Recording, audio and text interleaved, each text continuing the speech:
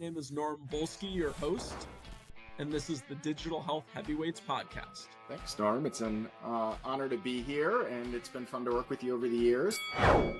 Hello, and welcome to the Digital Health Heavyweights podcast with your host, Norm Volsky. And today we are thrilled to be joined by Jeff Munn, who is president of Jeff Munn, LLC. Welcome to the podcast, Jeff. Thanks for having me, Norm. Good to be here. Yeah, we're thrilled to have you. And, after spending more than 25 years in corporate world as a lawyer, consultant, and executive, Jeff founded his coaching practice in 2016. He helps founders live a more authentic version of themselves and their mission. Previously, the CP of Benefit Policy at Fidelity, VP of Sales at Health Dialogue, and Principal at Hewitt & Associates, which is now Aon. Jeff led a robust corporate career in healthcare and financial services. Jeff supports founders every step of the journey towards realizing their vision, helping them scale and sell with ease and clarity, working with digital health companies, including Accolade, Benefit Focus, Aon, Kaiser Permanente, among many others. Welcome to the podcast, Jeff. Thank you, Norm. It's great to be here. Yeah, where do you want to take this? We've talked about some experimenting that we might do this a little bit differently than some of your podcasts. Foreshadowing. Yeah. As I mentioned, Jeff does coaching for entrepreneurs. I think one of the easiest ways for our audience to really understand what that means and what it's like is maybe to have Jeff coach me a little bit.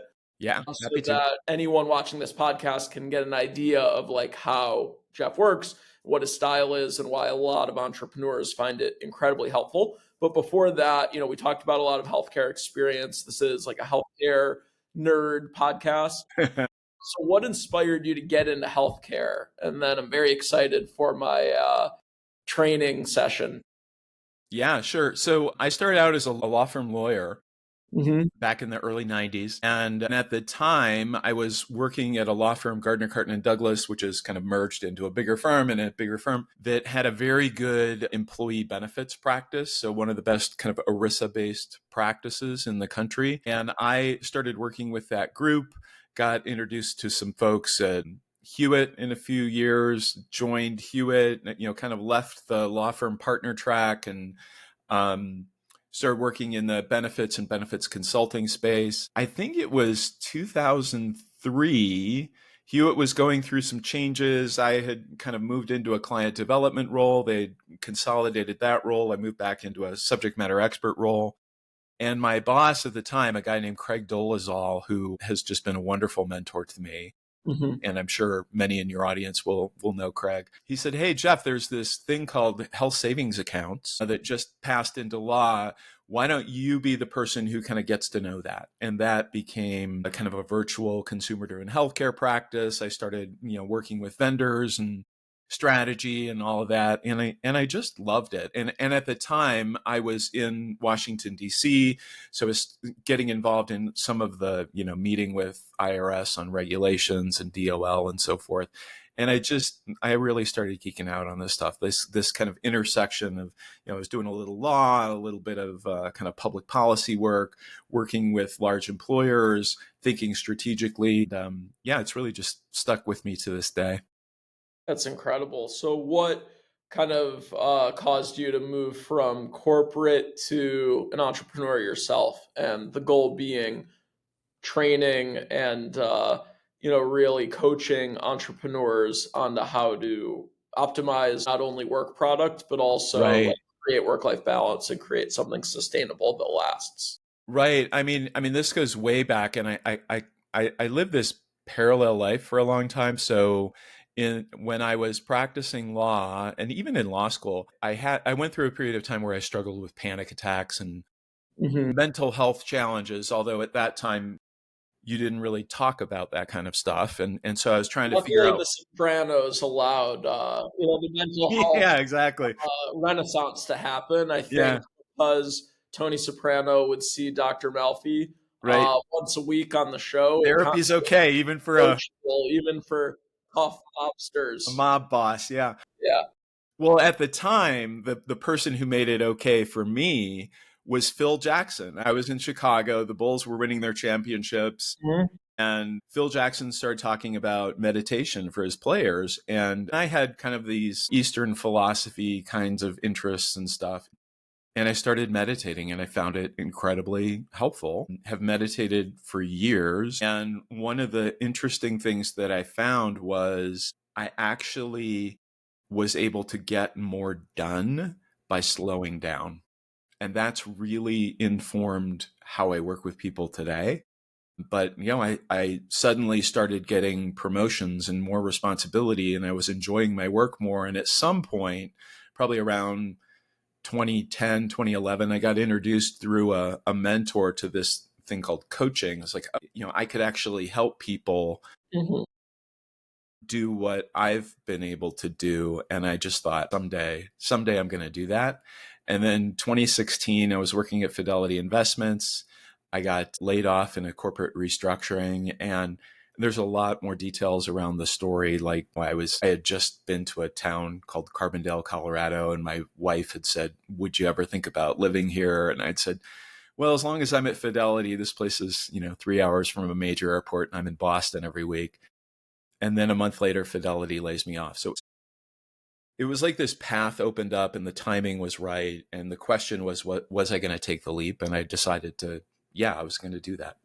That's And so incredible. Super now it's inspiring. 8 years later, and things are great. Yeah. And it's old adage goes, everything happens for a reason. Yeah, And it really felt that there's way. plan and there's destiny and all these things. And at the time, probably jarring and probably not ideal because it wasn't on your terms. But at the same time, like you could look back and be like, that might have been the best thing that ever happened to me. But at the moment, like it was scary, Absolutely was. horrible. So I think it's just, again, for everyone in this audience, anyone who watches or listens to this podcast, just remember, like when some things look really bleak, sometimes, night is darkest before the dawn. Sometimes when everything's going really well, like you also have to, know that it might not stay that way forever. And you got to, prepare for, a little turbulence. It's just a really, really important concept, just not to get too high, too low, regardless of your external circumstances. So I know you enjoy coaching a ton and mentoring a ton. I can't wait to jump into our little coaching session. But I know a big part of your practice is helping entrepreneurs and founders plan for the exit, so to speak. Because I think, number one, a lot of founders, make a lot of mistakes along the way with like the exit in mind. So what about your practice really specialized part of your practice in that specifically? And like what got your interest in that specific topic? The first time I coached a founder, it was a referral. I hadn't really coached any founders up to that point, was 2019. And I was always in my corporate career, I was always in roles where it was about like new ideas and pushing the envelope. And the first time I coached a founder, it was like, oh, that's exactly what he's trying to do. And so even though I had never been a founder at that point, I resonated with not only the mindset of the founder, but kind of what they were willing to do. And also the other thing, the willingness of the founder. I'll remember this, for the rest of my coaching days. I was talking with this guy about him becoming a client, and he looked at me and he said, right now, I'm stuck between being a small company and being a big company. And the thing that's getting in the way is me. And that's the work that I do. Like, because everyone, they hold themselves back or they hesitate to get rid of someone that they know they really should, or they know what to do, but fear gets in the way of doing it. And the other thing that shows up over and over again that I just think is fascinating on this, founder journey is the founder's job over and over again is really to get out of the way, to step back, to let their people do more, to kind of maintain the vision, but then let other people actually build. And their willingness to give up that control, it's like I'll say to people, do you want control or do you want growth? Because you can't have both. Like your willingness to give up control will actually maximize your opportunity for growth. And I just think it's this fascinating, paradoxical, messy journey. And I love being on it with people. And you've helped a lot of founders like prepare for an exit or, think Yeah. about it. Walk me through like that specific time, in a founder journey and you coaching that piece. Cause I know you feel it's like a really important topic to Yeah. coach founders on. Yeah. I've been through this enough times that you begin to see the games. Like you're in a place, like depending on, maybe it's a strategic sale, maybe it's bringing in an outside investor, a PE firm, for example, and going through that turn. But you've done this once, and you're up against people who do this for a living Mm-hmm. and are, working all the things and making you feel like, oh, this thing came up at the very last minute and we're sorry, but we're going to have to cut back our offer or whatever it is. And it requires a lot of your own self-belief and confidence in the worth of what you've built. And if you don't have that, you can not only kind of lose a lot of what you've built, but then you feel like, this is the biggest moment in your life for a lot of people. And you come out of it feeling like you got screwed over and feeling let down and feeling, totally deflated. And with the right partner, with the right guidance, you can get through that.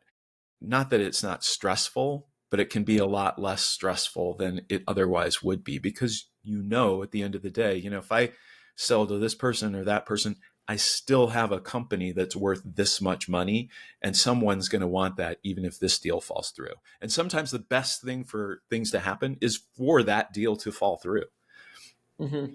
Yeah, I Yeah. saw a clip, I believe on Instagram, maybe it was on LinkedIn recently, and it was a founder who had built a company, did pretty well, and Apple came calling, looking to buy Uh, the company. And yeah. apparently the CEO and the CFO of Apple directly were negotiating, and I guess, they agreed on 325, 325 million as a price. And the CEO thinks, hey, I'm going to Cupertino to just, sign a couple documents and shake hands with Steve Jobs to get this deal done. And he gets into the room. It's the CFO and Steve Jobs. And Steve looks at the CFO and goes, how much are we paying for Andy's company? And he goes, oh, we agreed on 325. He goes, I'm not paying that. And the Yeah. CEO goes, well, what do you mean, Steve? Like, we already agreed. He's like, if I don't want to do it, we're not doing it. So no, there's no deal. And he goes, then what am I doing here? It's like, well, like your company is valuable, but I'm not paying for this. Like, no way. And he said, what do you think about 275? He's like, so I'm supposed to go and tell my board that I got 50 million less because Steve didn't want to, pay the price that we already agreed on. He goes, yeah, or you can go back to tell your board that our solution doesn't work on the iPhone anymore. And, what's the Yeah. sale price going to be if we, and again, it goes through the whole scenario. And I don't know what Right. the right advice would have been, to give that CEO at the time, but at the same, token, that It's founder exactly really that. needed That's the someone in kind their of, corner. yeah, that's the kind of thing you're talking about. Right. Yeah, Yep, totally. absolutely.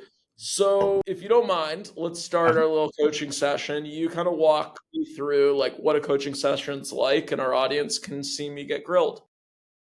Well, so first of all, it takes a lot of courage to do this, Norm. And I told you beforehand, I've never done this as part of a podcast, so it's an experiment Yeah, for me too. So we'll just we're see how all it learning, goes. folks. Just bear with Yeah. us. Yeah. But as I was saying to you, in a lot of ways, you are like a founder. You are like the people that I coach. Now you're kind of doing it within the context of a larger organization and a larger business, but you've got this desire to build something, to create something. You've had a lot of success doing it. Mhm. What kind of challenges are you facing? Like, what's something that you're thinking like, oh, if only I could do more of this or less of that? Like, what would open up for you? And let's start there and see where it goes. Yeah, absolutely. So, something that always tugs at my conscience is, the balance between on the business and in the business. And what that means is, what I would love to do all day is, coach and mentor and train everyone on my team and even everyone at my firm, Hmm. on best practices and how to do this at the highest level. At the same time, we've got 7 mouths to feed, on the team, and then a couple of, external resources that we can pull that kind of make a team of about 10 to 12, when, in totality. And, there are times where the business requires me to be externally facing all day, every day, and be that rainmaker and bring in like a lot of clients and a lot of business, and not just like a lot of business, but good business, like good companies, good clients that people want to work at, that are going to enhance our brand, that are going to make my team's life easier, because when they reach out to candidates that are super passive, that person's going to have positive connotations, to the companies they're hearing about. They're Mm-hmm. not going to say, oh, well, I didn't hear very good things about that company. That doesn't do my recruiters any good to bring in search work like that. So it's always that constant balance of, is my best time spent for them out externally, finding them business for them to be able to have more earning potential, Mm-hmm. or training them on the business so that they can close a higher percentage of their deals. Thus, I wouldn't need to bring in the same amount of volume, to keep them at the current, numbers and earning potential. So it's kind of that constant balance of like, how do I do enough internally, to motivate and to show that like I care and all those things, while also knowing like, hey, I got to keep the lights on and I got to keep enough business coming through. Because if I'm training them and they have nothing to work on, that's not a good alternative either. Right. So that's great. Thank you for sharing all that. How busy would you say your mind is on a daily basis? Say people say this, like, I don't know when you rest, and it's probably true. I would say from the time I wake up, from the time I go to bed, my mind is racing Yeah. the whole day. Yeah. Churning, probably like Problem planning, solving. Like, at the core of a problem solver. solving, So strategizing. Yeah. my day, whether it's at home with my kids, at home with my wife, with, work colleagues that work with me, whether it's external clients and candidates and, people I work with on a day-to-day basis and also partner with, my mind is constantly, how do I fix other people's issues? How do I fix other people? Yeah. So what are your issues, Norm? There's not enough time in the day. That's my Yeah. biggest issue. Yeah. If I had unlimited time, I could do everything I want to do and not feel like I'm compromising or, not doing certain things. But, in 16 hours a day that you're awake and not sleeping, you got to build great relationships with your kids, Mm-hmm. be a great spouse, be a great colleague and boss, be a great partner, to all of the folks you're working with, either candidate or client. You got to find a little bit of time in the day to like focus on you, meditate, get some exercise, Exercise. Yeah.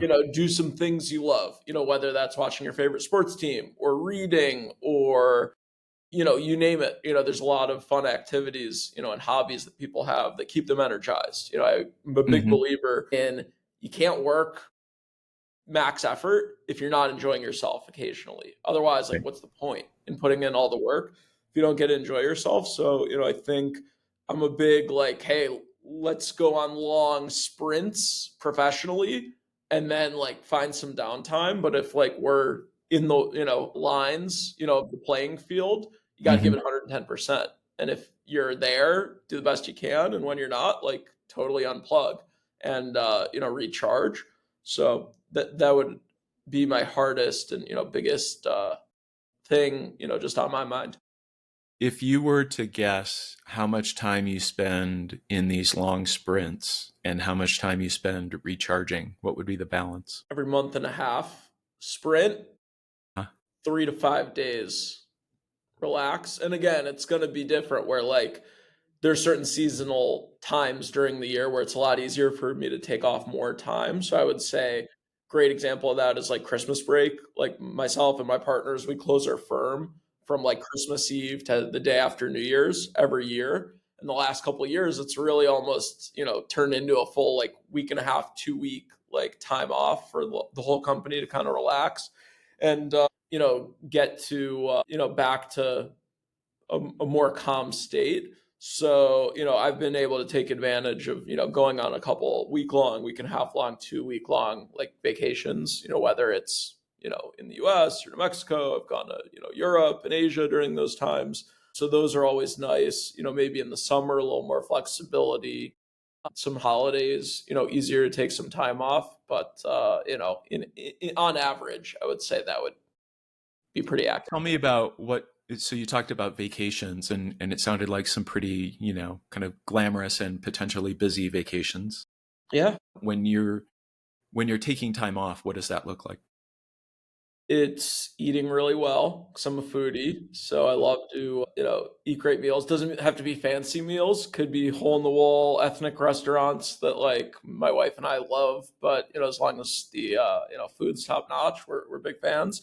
It's usually working out 2 or 3 hours a day, like on vacation. Again, nothing like excessive in terms of output, but, hour and a half, 2 hour walk, getting into the gym for 45 minutes, doing some stuff with the kids, just throwing your kids in the pool can be a good workout depending on how much they've been eating recently. So, usually when I go places on vacation, it's really just like as much exercise, as much as I like to eat really well. I also like to eat pretty clean and like have a lot of fruits, a lot of vegetables, a lot of like whole foods, a lot of plant-based stuff.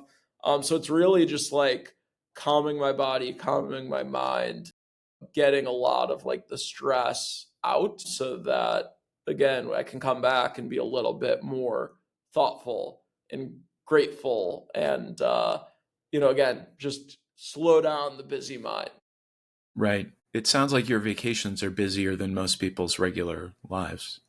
So you're I like always, 2 to 3 hours of working out a day, like, Well, again, that could be a 2 hour, vacations and like, whatever. very slow walk on the beach, Yeah. but, when I have the time, I like to do some of the things sometimes I have to rush through on, like, a Monday through Friday. Yeah. How do you slow your mind down? Listen to music I love, spending time with the people I love, watching shows or watching sports games that I have a vested interest and I'm a fan of. I love all the Cleveland teams. I went to Ohio State, so I'm a big Buckeye fan, for football and basketball. So it's usually just doing things that like I enjoy doing. Reading's great. Currently reading a autobiography about Robbie Robertson, The musician? the Yeah. lead guitarist and songwriter for the band, which is one of my top three favorite bands of all time. Yeah. So that's a good one. Those are my ways He of put just out kind some great solo albums of too, like he was amazing great. stuff. Yeah. He's an amazing musician. So you talked about, as far as the business, kind of two things that compete for your attention. One is being the rainmaker. One is mentoring, training, developing your team. If you had to pick one, which would it be? What's the thing you enjoy more? There's the answer in an ideal world, and then there's the answer in reality. Yeah, And let's go ideal world. ideal world, it would be internal, like coaching, mentoring, me getting a little bit better daily does not create the same impact as me being able to help 30, 40, 50, 100, recruiters up their game 10%, 20%, 30%, maybe even 50%. So in an ideal world, being able to, scale others' capabilities would be the best use of my time. Okay, Said so that, that's not the question that I asked. yeah, and again, what I would enjoy doing. Okay. The Yeah. challenge is, we have some people on the team that have been around and, been on the team for 3, 4, 5, 6, counting on, almost 7 years. Mitch Mhm. has been here almost that long.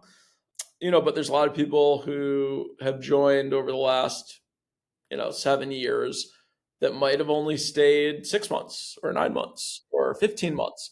And it does personally drain me quite a bit. And this is like a huge weakness of mine is when I feel like I'm not getting the effort back when I'm putting in like 100%, 110% of myself. And I'm seeing like, I'm going to take some of this coaching, but I'm also going to take some and just, ignore that part. Like, I don't want to hear that part. That sounds too hard. That sounds too uncomfortable. Mhm. So I think there's definitely a struggle of being able to coach and mentor while also having the patience of like sometimes you're going to have to go over certain concepts 6, 7, 8, 9 times until it finally clicks. And, I struggle where, luckily, knock on wood, I've achieved a lot of success and, I've kind of done this job at, a very, very high level, not only in our firm, but like when compared to peers all over the country in this, so when I try to coach and try to mentor and I get like skepticism, it is a little challenging because I've made so many damn mistakes. And that's why I got good was I Yeah. learned from them, I got better. And I know what a lot of people will eventually struggle with because I've been there, I've been through it. And, when I see someone with a lot less experience not want to embrace that, like, whatever you choose to do in your career, it's going to be hard, it's going to be challenging. And like, If you're you going to get gotta, any good at it.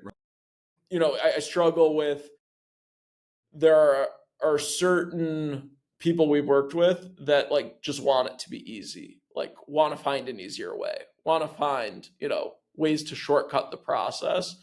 And although we're always looking for innovation and like there's sometimes great perspectives from people who are new to business because they look at it from a different lens. In my 15 years doing this, in our firm's 45 years of doing this, we've been looking for shortcuts. We Yeah. haven't found them yet, that have worked. So, that can be a challenge as well. When you go to hire someone, what are you looking for? Like, what's the main thing? If, let's put it down to one thing that, like, if I can get this, I can create the rest. Grit is the most important. And I wouldn't argue that's specific to recruiting. I would argue that's in any business, especially ideally a fast growing business. So I think that's partially why we do great work for our clients is a lot of what we look for internally and what we index for, is also going to be a good barometer of, who may be successful in an early stage, growth stage, environment.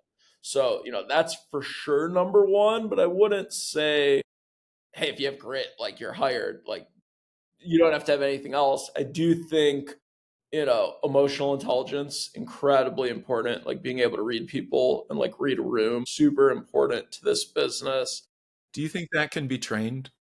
It The emotional can, but intelligence a piece? lot of it is innate. Like I think that's, one of the harder things to train people on. And I think optimism is super important in sales because you just deal with so much rejection. So, I've even thought about it to myself, like, would I even hire a pessimist ever again? Like it just So you hasn't worked. have hired pessimists? I have, it Yeah. hasn't worked out. So that's, something I'm wondering, like, is that a way to circumvent the process and, be able to potentially avoid some false positives? And then the other thing that I think is incredibly important is someone who has really high expectations of themselves and people who dream big. Like I'm a big believer in if you set a really high goal, you're at least going to fail high if you don't achieve it. If someone just doesn't expect a whole lot out of themselves and they don't believe in themselves, like you only can take the horse to water, you can't make them drink, kind of analogy. So I think those are like the key pieces, those big four, and then, everything else comes second.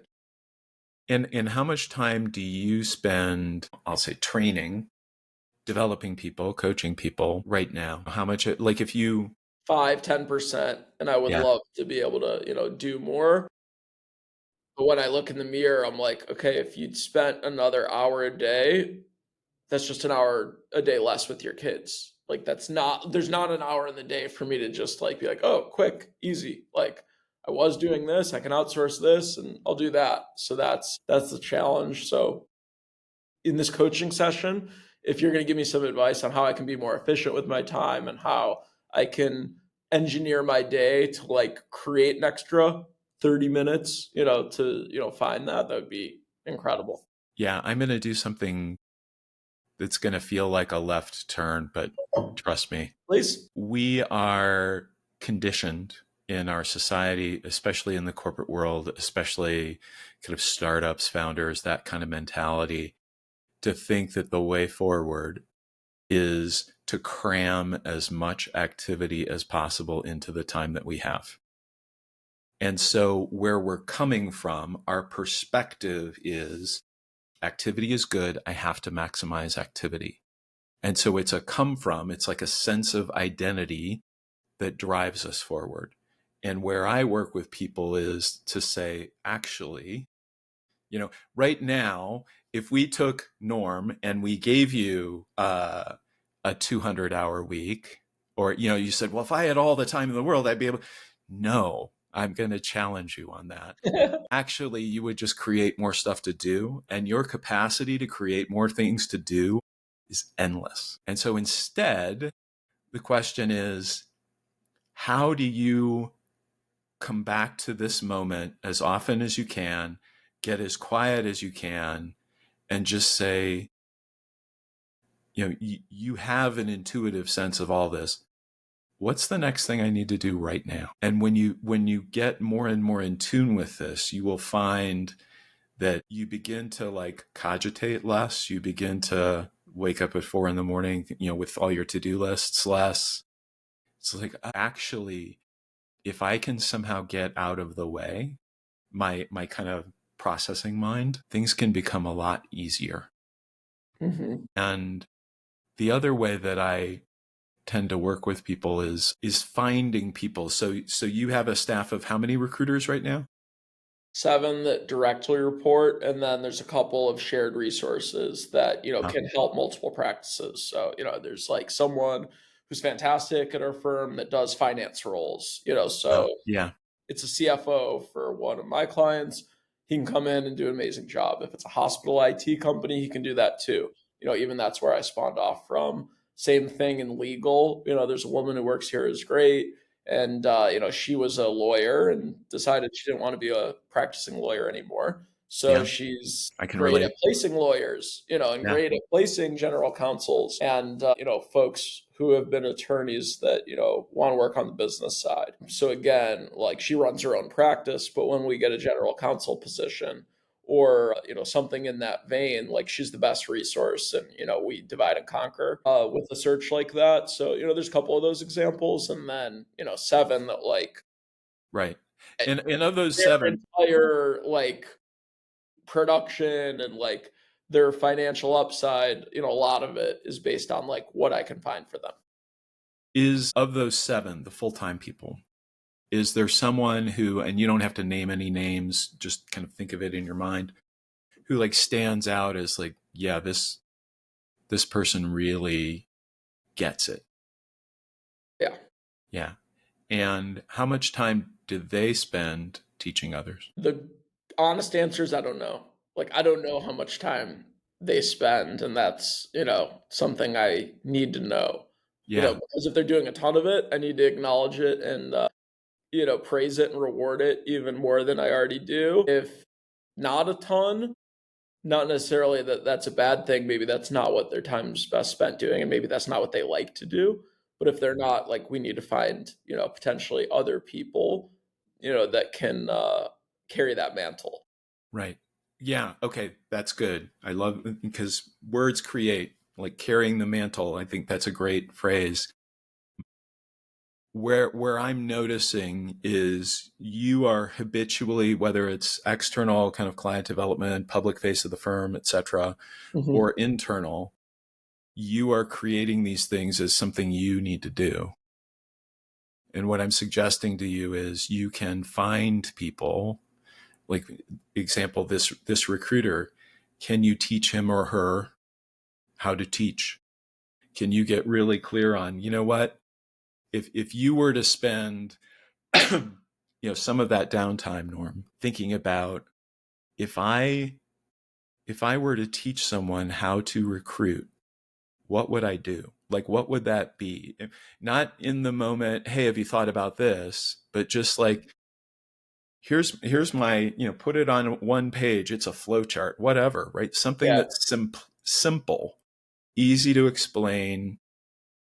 How do I do this so that it's replicable, so that you have leverage? Leverage is the main thing that founders need, that they struggle with. And frankly, a lot of the reason they struggle with it is that we all have a need to feel like I'm the smartest person in the room. I'm the one running the business. This business would, it's kind of paradoxical. This business would fall apart without me. That's our ego's secret fantasy. then that means your business is not worth much. Exactly.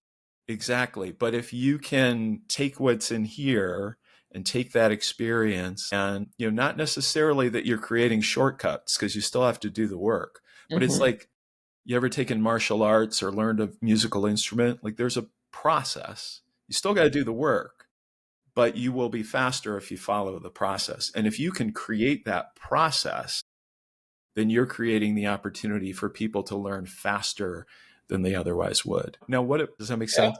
Yeah. does.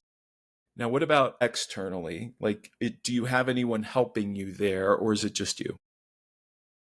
There's someone that joined the firm within the last 6 months, and our intention was for the first time to really help tee up some new relationship calls with companies that look from the outside as a potential ideal customer. So yes, that for the first time in the last 6 months, given a little bit of additional responsibility to building top of funnel lead gen.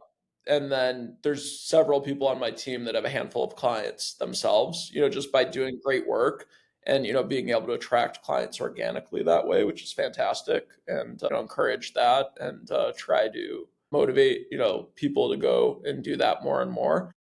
It would be fantastic in handful of years if I wasn't needing to bring in clients very often because a lot of people on the team were somewhat self-sufficient and if my teammates are bringing 80% of the clients in and I'm only bringing 20% in a couple years, like I'd be so proud and thrilled of that. And if you were able to do that, how would you be spending your time? Well, another wrinkle and wrench into this is, despite feeling like I don't have enough time in the day to do everything I want to with the recruiting business, in the recent months, I've also created an angel and like pre-seed and seed investor network Mm-hmm. so that not only can we recruit for some of the most promising companies in the space, but we can put our money where our mouth is and actually invest in them and like Yeah. really align incentives where we are a true business partner in every sense of the word. And we want the exact same thing that the CEO and founder and board wants, which is, great growth and a, future high, very high valuation. That will obviously be another layer of added responsibility and, obviously will take a lot of time and effort to be able to really cultivate the network and activate it. Once we identify investments we're excited about and people write checks, after that, it's like, okay, checks written, that's like 10% of the job. Now the other 90% is helping that company, be ultra successful Right. and, us leveraging With our things network like to do recruiting. that.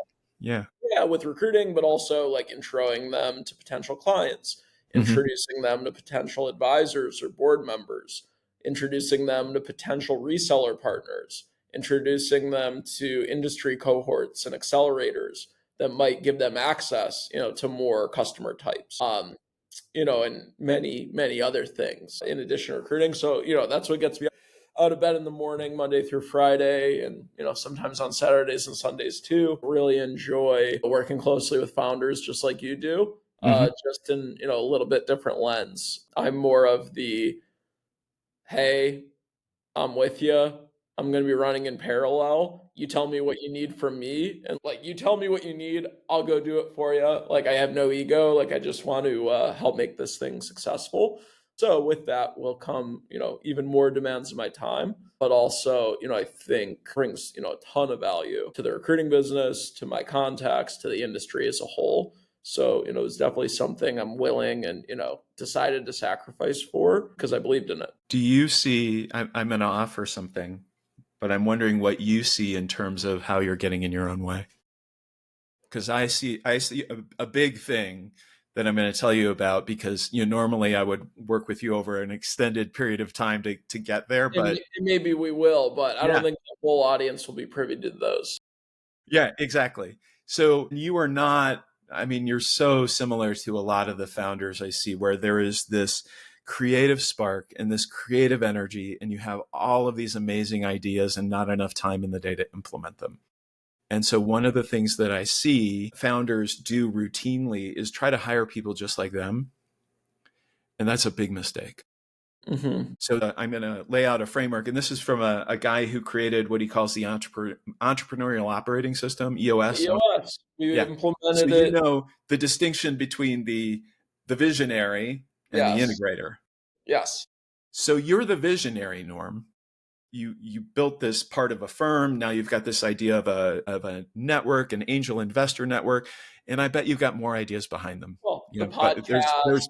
there's more where that came from, right? All of Yeah. this, like, well, what if we do this, and what if we do this, and then there's not enough time in the This day. gets posted, we're already going to start our the Healthy Headhunter. We're going to restart that series of healthy recipes to hopefully inspire people to try new things and, try to put like some really good, healthy whole foods into their bodies. So, by the time this is posted, we'll already probably have a couple episodes of that posted. And this is going to be thinking like how this is going to be posted at the beginning of the year. Yeah. So there's going to be like, oh, we got a whole new year. What can we do? Right. All of that stuff, all of that energy. And you need integrators. Mm-hmm. Like you need people who get what you're trying to accomplish, but can actually implement it. And the more you're able to find that. So we talked about one in the recruiting space. There's probably something that looks like what's our strategy at what conferences we go to? Like, how do we max it? People who are thinking process and thinking funnel and all of those things so that you can just be going off and doing the things you love, which is like, how else can I help this founder customer base that I have who are amazing people who I love working with, who I love serving? Like, how can I maximize the number of ways that I can to serve them? And you don't have the capacity to do that right now. But when you start thinking about how do I hire integrators, and these are some of the people that, I used to get frustrated with. It's like, don't get into the weeds. Well, it's like, no, you need people in the weeds because those are the people who are actually able to get the stuff done. Yeah, that's fantastic. Just out of curiosity, you've mentored and coached dozens, if not hundreds, of different founders. When you find someone who's a visionary and you're recommending, hey, you need a integrator or several integrators, what personality traits do you look for in an integrator, and which previous experience do you look for in an integrator? Let me ask the second one first. Please.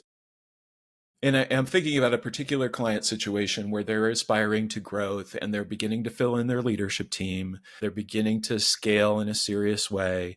You're looking for experience. So let's say, I'm going to make up some numbers. Let's say you're a $10 million company right now and you want to grow to a $50 million company or a $100 million company. You don't want to hire a CFO who's got experience with $10 million companies. You want a CFO who's got experience with 50, the experience with the thing you're trying to become. And then you want to let them run with it and say, you know what?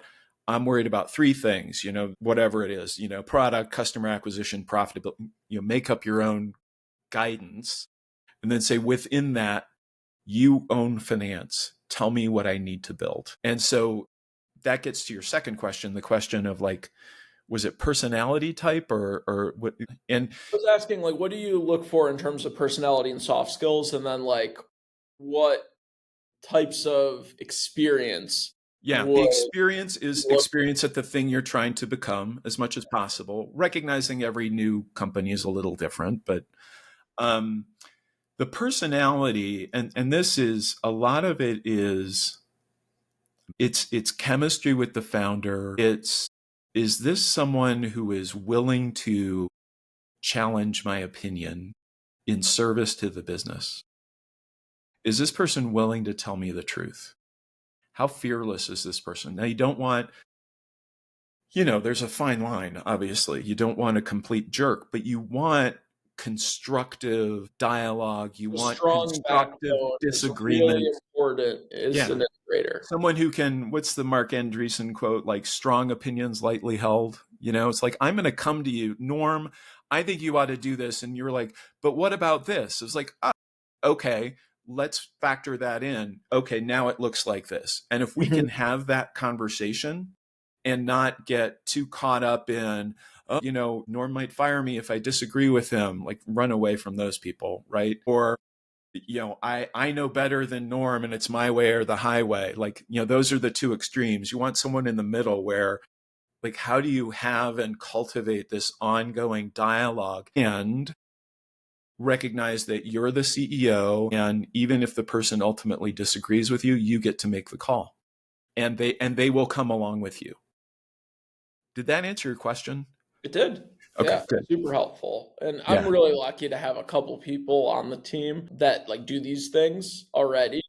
But like the wheels are turning on like how we can work better and how we can divide and conquer certain tasks and challenges better and more efficiently. So this has been extremely helpful. It requires a lot of the founder too, to be willing to bring in people by design who are smarter than them and let them have control of different aspects of the business, sales, finance, product, etc.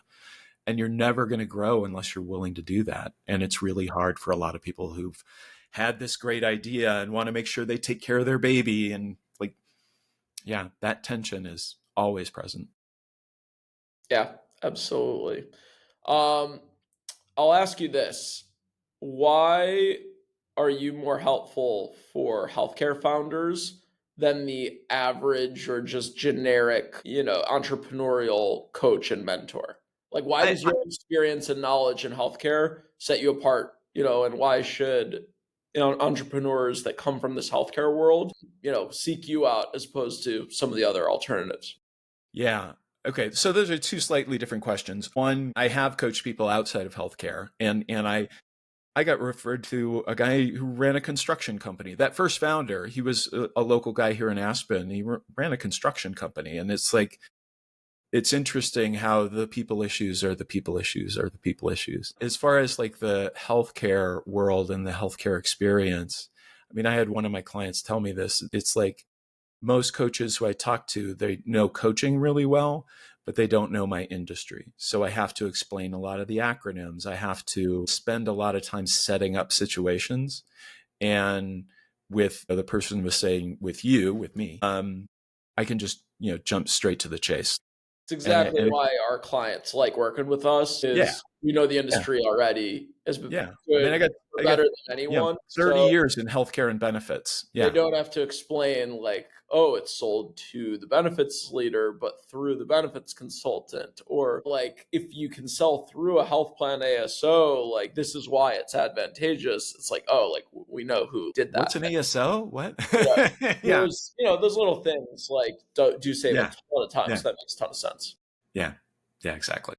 And I'll ask you this, of my many weaknesses. I think one of my biggest weaknesses, as a manager is becoming a better motivator. I think it's hard for me because I'm so intrinsically motivated. Like I didn't need anyone kicking me in the butt or patting me on the back as much because, a lot of the motivation just came from within. I know not everyone's wired that way. So, what advice have you given founders and entrepreneurs that were really trying to improve, their ability to motivate teams that like didn't necessarily have that as like a strength inherently? I don't think motivation is necessary, but what I do think is necessary, and where I think a lot of founders kind of fall down, is a distinction that I'll call agreements versus expectations. And so as a self-motivated person, you have an expectation that other people are self-motivated and other people will automatically see what to do. You're going to set yourself up for disappointment time after time after time. But if instead you come to agreements with people, I need this, there's this, report or this, product piece that we're trying to create or whatever it happens to be. Mm-hmm. We need it by this. What's the best way to do that? People want to feel like they have achieved something. They want to feel important. They want to feel like they're part of something bigger than themselves. And if you can create specific agreements with them on what they're responsible for, when it is due, and what it will look like, they will more often than not deliver on that. And you can call that motivation, but to me, it's just like two people coming to an agreement and delivering on that agreement. And the more in your world you're able to create agreements instead of expectations, the more progress you will make, and you'll be shocked at the difference it makes. Well, I feel a lot lighter than I did coming Awesome. into this conversation. I would say this, I think people, getting therapy for like personal reasons, super important, but people that put a lot of stress and expectation on themselves professionally, I would argue like this is pretty much like a professional, like therapy session. And like this has really been helpful because it really just allows me to take a step back and really think and be intentional about like what am I spending my time doing? What is good use of my time? What is not a good use of my time? What can be outsourced? What can be delegated? Because, my big thing at the end of the day is, am I giving people their, my full attention, when they come to me. And if I'm putting too many things on my plate, I'm not putting myself in a position to be able to give people, my full attention at all times. And then it becomes that double-edged sword where you feel like you're doing so much, for your team and for the people who work with you and for you. But when they come to you and you're short and you don't have a lot of time for them and they Yeah. feel neglected, you've just like undermined everything you've done. Oh, yeah. 100%.